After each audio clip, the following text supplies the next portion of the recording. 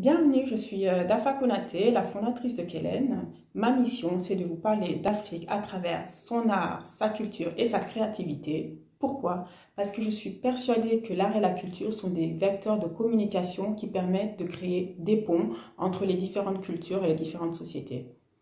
Dans cette série d'interviews, j'échange avec des femmes passionnées, des galeristes, commissaires d'exposition, peintres, historiennes, qui nous partageront leur parcours, mais aussi leur expérience en tant que femmes dans le milieu de l'art.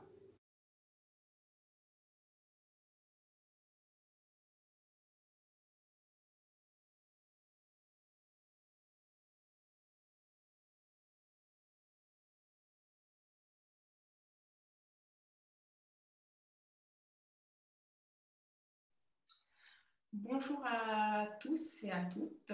Alors aujourd'hui, je vais discuter avec une femme très inspirante, aussi très engagée. Il s'agit de Fatima Bokou.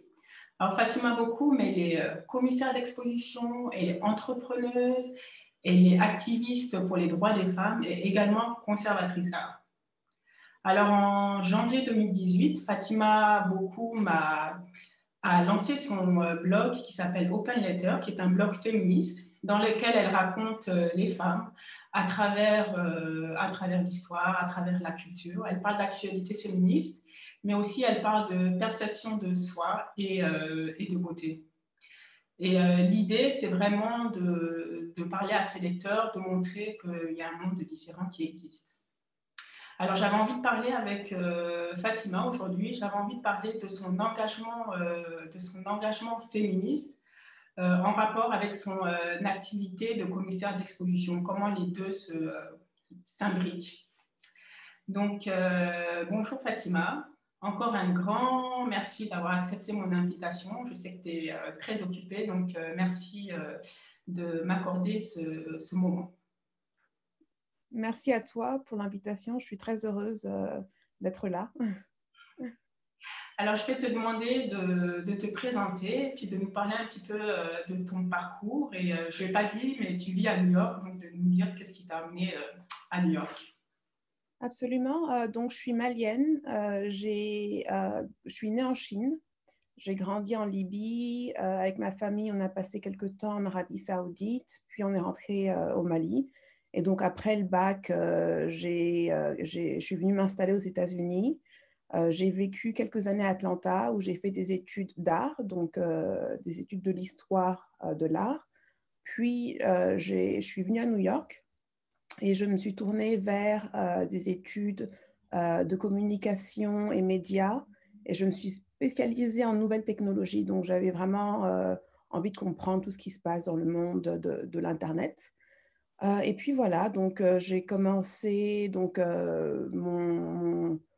mon histoire ou ma carrière dans l'art a commencé petit à petit à travers des rencontres. Donc, j'ai rencontré une jeune commissaire d'art autour d'un projet que je menais, enfin, autour d'Open Letter. D'ailleurs, je l'interviewais parce qu'elle est également commissaire.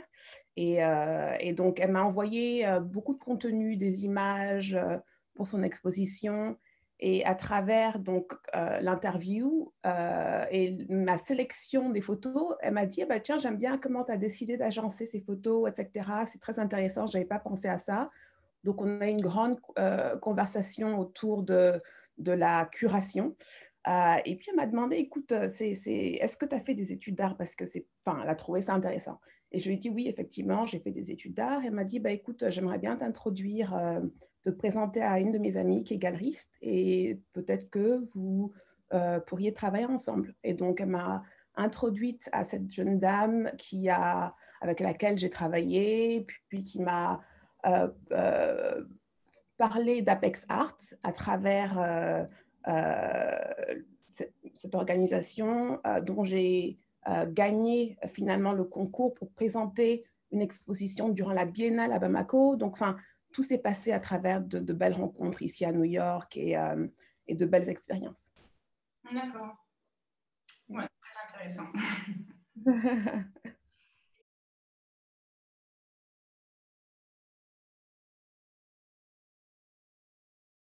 Et alors, je voulais avoir ton avis sur l'évolution du marché de l'art contemporain africain. Est-ce que tu penses que c'est un phénomène qui est plutôt éphémère ou est-ce que tu penses que c'est quelque chose qui est amené à perdurer dans le temps?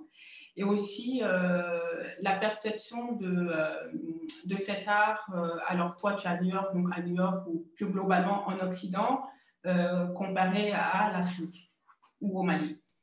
Ouais, enfin, c'est une très bonne question. Je pense que depuis la naissance des réseaux sociaux visuels, surtout comme Instagram, Pinterest, les choses ont beaucoup changé. Donc à l'époque, l'intérêt pour l'art contemporain africain était très niche. Aujourd'hui, un internaute ou une internaute d'ailleurs, d'un peu partout dans le monde peut découvrir l'art africain, peut faire des recherches là-dessus, peut également observer donc les œuvres dans différents contextes africains. Ce qui, pour moi, en fait, promeut aussi la culture africaine. Donc, je pense vraiment qu'on n'est pas dans un contexte où l'art, ou en tout cas l'intérêt pour l'art africain est éphémère, mais plutôt, je pense que c'est le début d'une acquisition de masse. Je pense que on verra dans quelques années que beaucoup de maisons en Occident auront peut-être une pièce d'art ou un objet d'art, etc. Donc, je pense que c'est le début de quelque chose qui durera assez longtemps. Et du coup, la perception de cet art en Occident, États-Unis, vs le Mali ou l'Afrique en général? Bah, New York est très particulier. On est quand même quelque part dans une ville où il y a énormément de culture, énormément de personnes qui viennent de vraiment partout dans le monde. Donc, je pense qu'il y a une grande ouverture d'esprit. Et d'ailleurs, les New-Yorkais adorent l'Afrique, en fait, adorent l'art africain, sont toujours en train de chercher quelque chose de nouveau, une nouvelle inspiration. Et donc, je ne sais pas si New York représente vraiment le monde dans ce sens-là, mais en tout cas, moi, j'ai vraiment de très belles expériences, j'ai de très belles conversations avec des Américains, avec des Français ici à New York, avec des Belges qui sont curieux et veulent en connaître plus. Est-ce que toi, tu présentes que des artistes africains ou pas du tout? Bah, au début, non, enfin, ma première exposition avait donc comprenait plusieurs artistes femmes africaines, mais également quelques artistes américaines, européennes également. Donc non, je suis pas, enfin, je fais la promotion de l'art. Je pense également à l'inclusivité. Donc si j'ai par exemple un projet intéressant qui serait peut-être même mieux avec des artistes occidentaux, par exemple, enfin, je serais ouverte à ça, je n'ai pas de limite, mais c'est sûr que je ne penserais pas forcément à faire une exposition uniquement avec des artistes occidentaux sans inclure des artistes africains. Voilà, donc ça c'est très important pour moi. Par contre, je sais qu'il y a également une inégalité qui existe et donc je serais prête à faire une exposition que d'artistes voilà, africains. Donc voilà, c'est soit on mélange ou en tout cas on fait la promotion de l'Afrique. Voilà. Ou est-ce que tu exposes que des artistes femmes ou aussi femmes et hommes? Ça, c'est la grande question que j'ai. Alors, j'ai toujours, jusqu'à aujourd'hui, exposé des artistes femmes. Je pense que dans le futur, j'exposerai des artistes hommes si le contenu représente les femmes. Donc, voilà. Mais il y a beaucoup d'artistes que j'aime, que je vois, avec lesquels j'aimerais bien travailler. Et je me dis, ah, zut, c'est dommage. Je ne veux pas non plus me limiter parce qu'après, bon, c'est quand même... c'est une passion que j'ai. Je pense que je ne devrais pas exclure les hommes, mais c'est sûr que je suis une féministe et je tiens à faire la promotion de l'égalité et en tout cas créer une certaine équité pour les femmes. Et donc c'est important en tout cas de au moins représenter la femme. D'accord. Alors justement, en tant qu'activiste féministe, comment tu définis ton rôle de commissaire d'exposition? Quelle est ta spécificité du coup? Oui, alors, donc, bah, ça, c'est, c'est très intéressant. Je suis penchée vers l'art contemporain, c'est sûr. Après, je pense qu'en tant que féministe et en tant que commissaire d'exposition, moi, j'ai des objectifs bien précis. C'est donc faire la promotion des artistes femmes, élever la représentation visuelle de la femme dans l'art et aussi dénoncer les inégalités de genre. Donc après, j'ai ma dernière exposition à Bamako représentait en tout cas la photographie d'artistes femmes. Je pense que dans le futur, je serai prête à inclure également, par exemple, de la sculpture ou de la peinture. Donc, je ne suis pas non plus limitée en termes du type, du médium. J'ai un grand penchant pour la photographie, ça c'est sûr. D'accord, parce que pour l'instant, tes expositions sont principalement dédiées à la photographie. Jusqu'à présent, ouais. Mais encore une fois, en tant qu'artiste dans ma tête, j'ai envie de voir autre chose, j'ai envie d'essayer autre chose. Donc, j'ai une grande envie. Il y a des choses que je vois et je me dis, waouh, j'aimerais vraiment travailler avec ça. Et donc, je pense que oui, dans le futur, je me lancerai vers d'autres choses. Mais le plus important pour moi, c'est de ne pas perdre le côté activiste et de ne pas perdre également le côté de la représentation de la femme, donc que ce soit à travers des artistes femmes ou la représentation visuelle elle-même. D'accord.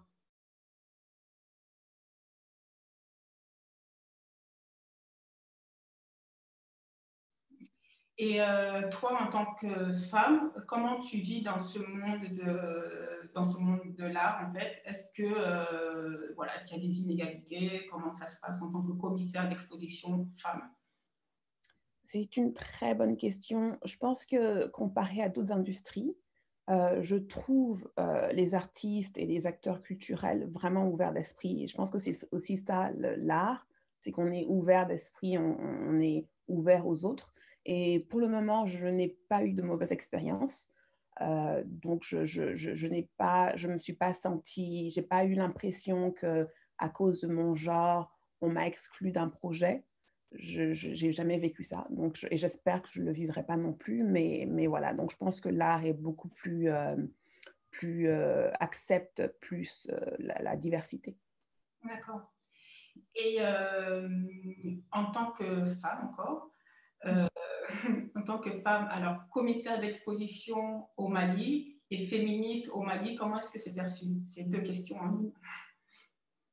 Je pense qu'au Mali, on a beaucoup de féministes. On a beaucoup de féministes et je pense que ce n'est pas mal perçu. Je pense que c'est inconfortable. Je pense que les gens réalisent que c'est vrai. Enfin, il y a un besoin de féministes. Je pense aussi on a beaucoup de pudeur, donc forcément, beaucoup ne le diront pas à voix haute, ne l'accepteront pas à voix haute. Mais je pense que quelque part, il y a vraiment on a accepté en fait qu'on arrivait au stade où on a besoin d'égalité entre les sexes, on a besoin que les femmes soient plus respectées. Il y a eu beaucoup de cas de violence au Mali qui ont déclenché une conversation autour justement de l'égalité du genre. Et donc, non, j'ai pas je pense que c'est assez bien perçu. Donc, et je croise les doigts que ça continue comme ça. Et ton activité de commissaire d'exposition aussi, c'est bien vu, c'est pas parce qu'on a avant en tout cas on avait tendance à pas prendre les milieux, tout ce qui est art de manière très sérieuse. Donc bon, je sais que c'est en train d'évoluer, mais j'aimerais bien avoir ton expérience à toi. Ouais, bah, c'est très intéressant parce que je pense que dépendamment du type de la fonction dans l'art, il y a différentes perceptions. Donc, par exemple, quand une personne qui chante a une perception différente en fonction, à cause justement des différences de classe sociale, etc. Donc, il y a tout Donc, dépendamment de qui tu es, on pourrait mal te percevoir parce que la musique est dédiée, en tout cas, a été historiquement dédiée au griot. Donc, voilà, donc ça peut être compliqué. Je pense que, par exemple, la photographie a pendant très longtemps été un métier d'homme. Donc, petit à petit, aujourd'hui, on voit des femmes photographes et on commence à l'accepter. En tant que commissaire d'art, je pense qu'il y a peut-être à cause de l'aspect aussi business des choses, de l'aspect de gestion de projet, il n'y a pas forcément une perception négative. Mais même au-delà de tout ça, personnellement, j'ai toujours eu j'ai toujours fait les choses sans forcément demander la permission en réalité. Mais en termes de la perception de ma famille sur mon travail de commissaire d'art, elle est vraiment bonne. Récemment, ma mère m'a appelée, elle m'a dit, ah, mais j'ai vu telle chose à la télé. Elle m'a dit, en gros, bah, je vois, il y a des choses là qui passent à la télé en rigolant. Et elle m'expliquait, parce que moi, je n'ai pas la télé malienne ici à New York, mais c'est quand même un signe d'ouverture d'esprit aujourd'hui que je n'imaginais pas aller avant, en fait. Donc, je pense que peut-être qu'il y a un changement, peut-être que l'Afrique aussi change petit à petit, je ne sais pas. Positif. Ouais. Oui. Alors, est-ce que tu peux nous parler de ton actualité récente et alors, je ne sais pas si c'est une exposition, une initiative, La Voix des Résilientes.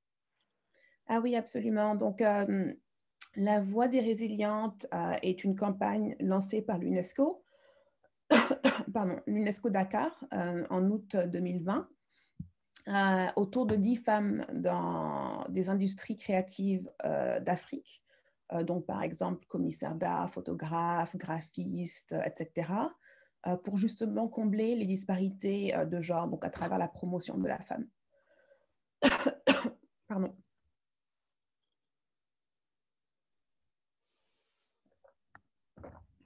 Désolée, j'espère que je n'ai pas attrapé le Covid. Finalement, on ne peut plus tousser aujourd'hui. Mais voilà, donc c'était une campagne pour faire la promotion de la femme ou des femmes des milieux culturels d'Afrique. D'accord, donc ce n'était pas une exposition, en fait, c'était juste c'était une campagne, d'accord. Non, non, ce n'était pas une exposition. D'accord. Et quels sont tes projets futurs? Bah, j'ai quelques projets qui auraient dû aboutir cette année, mais bon, à cause du Covid, ils ont été reportés à l'année prochaine. Donc, notamment un projet, je préfère ne pas en parler maintenant, mais j'ai 2 projets alignés d'exposition pour l'année prochaine. Non, je suis exactement comme toi, je n'aime pas parler des projets tant que ce n'est pas sûr, donc je comprends, il n'y a pas de problème. Ouais, voilà. Mais en tout cas, c'est excitant. J'ai hâte de pouvoir me retrouver autour d'une audience, parler d'art et faire de nouvelles rencontres également. Non, c'est vrai que ça manque là.